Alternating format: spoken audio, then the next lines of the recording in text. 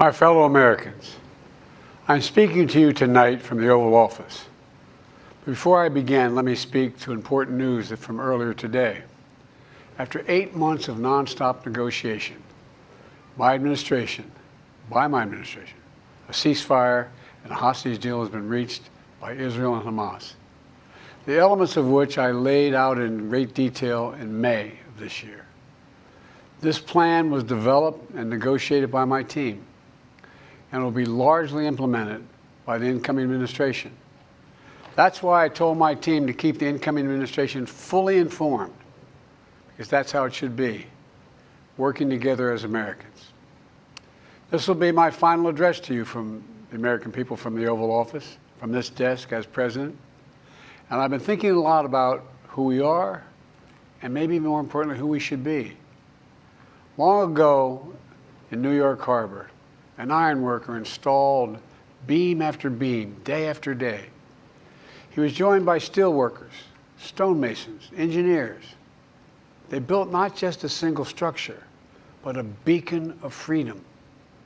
The very idea of America was so big, we felt the entire world needed to see. The Statue of Liberty, a gift from France after our Civil War. Like the very idea of America, it was built not by one person, but by many people, from every background and from around the world. Like America, the Statue of Liberty is not standing still. Her foot literally steps forward atop a broken chain of human bondage. She's on the march, and she literally moves. She was built to sway back and forth to withstand the fury of stormy weather, to stand the test of time because storms are always coming. She sways a few inches, but she never falls into the current below. An engineering marvel. The Statue of Liberty is also an enduring symbol of the soul of our nation. A soul shaped by forces that bring us together and by forces that pull us apart. And yet through good times and tough times, we've withstood it all. A nation of pioneers and explorers, of dreamers and doers, of ancestors native to this land, of ancestors who came by force, a nation of immigrants who came to build a better life, a nation holding the torch of the most powerful idea ever in the history of the world, that all of us are created equal, that all of us deserve to be treated with dignity, justice, and fairness, that democracy must defend and be defined and be imposed, moved in every way possible. Our rights, our freedoms, our dreams. But we know the idea of America, our institution, our people, our values that uphold it are constantly being tested.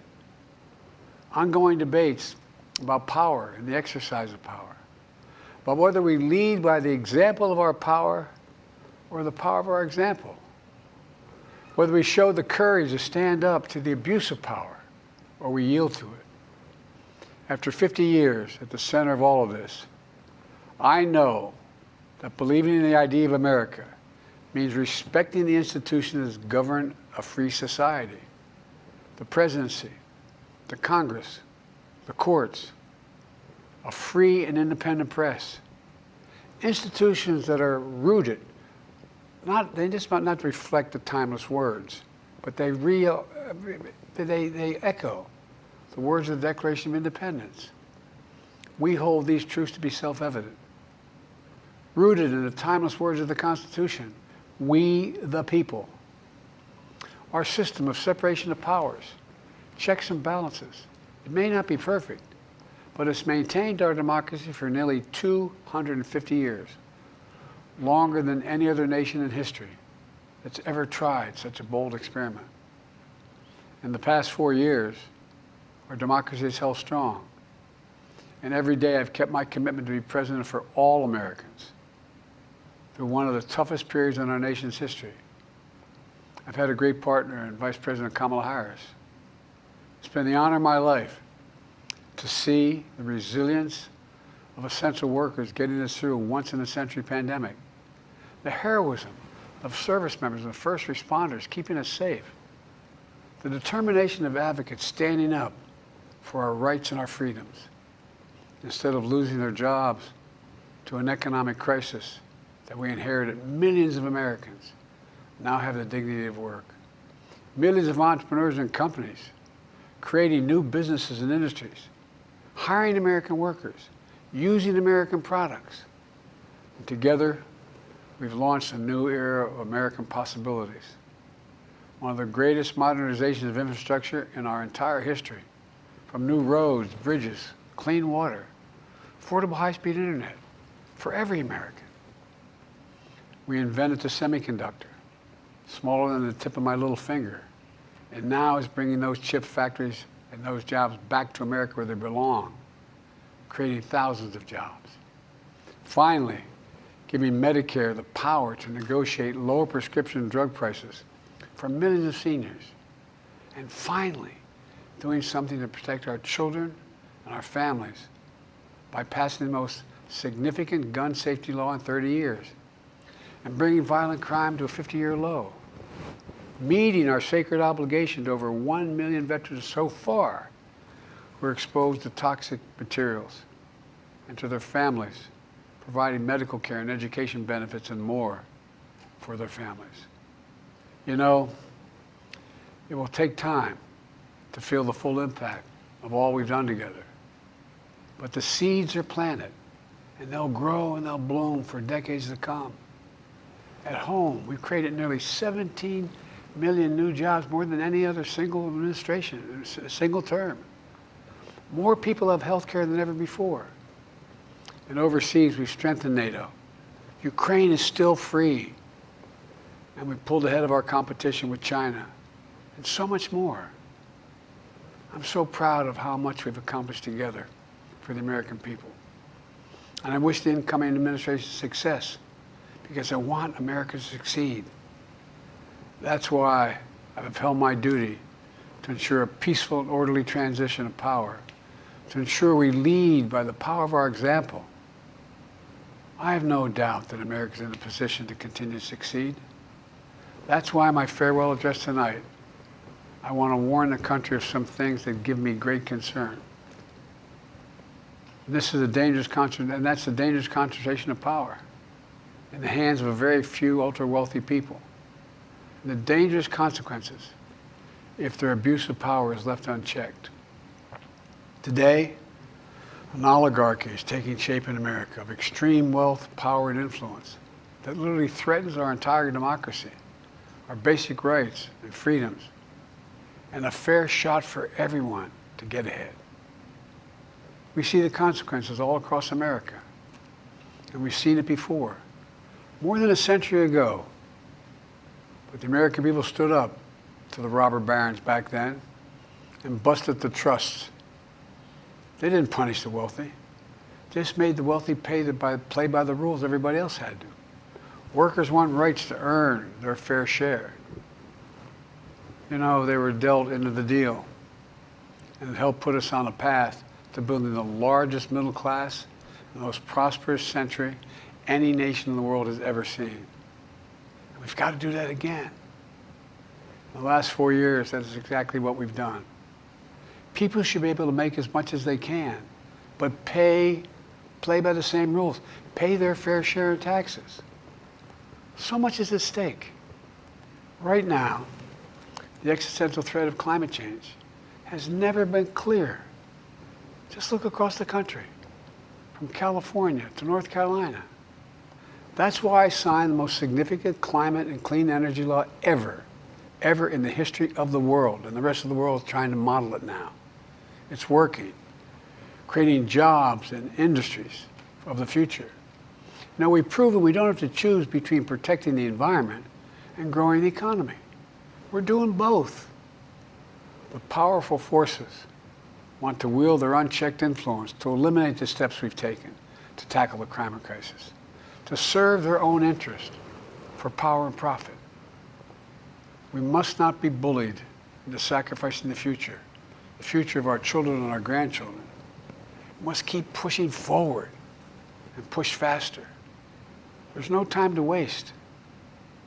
It's also clear that American leadership in technology is an unparalleled source of innovation that can transform lives. We see the same dangers of the concentration of technology, power, and wealth. You know, his farewell address, President Eisenhower spoke of the dangers of the military-industrial complex. He warned us then about, and I quote, the potential for the disastrous rise of misplaced power, end of quote. 6 decades later, I'm equally concerned about the potential rise of a tech-industrial complex that could pose real dangers for our country as well. Americans are being buried under an avalanche of misinformation and disinformation, enabling the abuse of power. The free press is crumbling. Editors are disappearing. Social media is giving up on fact-checking. The truth is smothered by lies told for power and for profit. We must hold the social platforms accountable to protect our children, our families, and our very democracy from the abuse of power. Meanwhile, artificial intelligence is the most consequential technology of our time, perhaps of all time. Nothing offers more profound possibilities and risks for our economy and our security, our society, for humanity. Artificial intelligence even has the potential to help us answer my call to end cancer as we know it. But unless safeguards are in place, AI could spawn new threats to our rights, our way of life, to our privacy, how we work, and how we protect our nation. We must make sure AI is safe and trustworthy and good for all humankind. In the age of AI, it's more important than ever that the people must govern. And as the land of liberty, America, not China, must lead the world in the development of AI. You know, in the years ahead, it's going to be up to the president, the presidency, the Congress, the courts, the free press, and the American people to confront these powerful forces. We must reform the tax code, not by giving the biggest tax cuts to billionaires, but by making them begin to pay their fair share. We need to get dark money. That's that hidden funding behind too many campaigns contributions. We need to get it out of our politics. We need to enact an 18-year time and term, for the strongest ethics reforms for our Supreme Court. We need to ban members of Congress from trading stock while they're in the Congress. We need to amend the Constitution to make clear that no president is immune from crimes that he or she commits while in office. The president's power is not limited. It's not absolute, and it shouldn't be. And in a democracy, there's another danger to the concentration of power and wealth. It erodes a sense of unity and common purpose. It causes distrust and division. Participating in our democracy becomes exhausting and even disillusioning. And people don't feel like they have a fair shot. We have to stay engaged in the process. I know it's frustrating. A fair shot is what makes America, America. Everyone's entitled to a fair shot. Not a guarantee, but just a fair shot. An even playing field. Going as far as your hard work and talent can take you. We can never lose that essential truth, remain who we are. I've always believed, and I've told other world leaders, America can be defined by one word: possibilities. Only in America do we believe anything is possible. Like a kid with a stutter from modest beginnings in Scranton, Pennsylvania, and Claremont, Delaware, sitting behind this desk in the Oval Office as President of the United States. That's the magic of America. It's all around us. Upstairs in the residence of the White House, I've walked by a painting of the Statue of Liberty I don't know how many times. In the painting, there's several workers climbing on the outstretched arm of the statue that holds the torch. It reminds me every day I pass it of the story and soul of our nation and the power of the American people. There's a story of a veteran. This is a veteran, the son of an immigrant, whose job was to climb that torch and polish the amber panes so rays of light could reach out as far as possible. He was known as the keeper of the flame. He once said of the Statue of Liberty, quote, "speaks a silent universal language, one of hope that anyone who seeks and speaks freedom can understand." Yes, we sway back and forth to withstand the fury of the storm, to stand the test of time. A constant struggle, a short distance between peril and possibility. But what I believe is the America of our dreams is always closer than we think. And it's up to us to make our dreams come true. Let me close by stating my gratitude to so many people, to the members of my administration, as well as public service and first responders across the country and around the world. Thank you for stepping up to serve. To our service members and your families, it's been the highest honor of my life to lead you as Commander-in-Chief.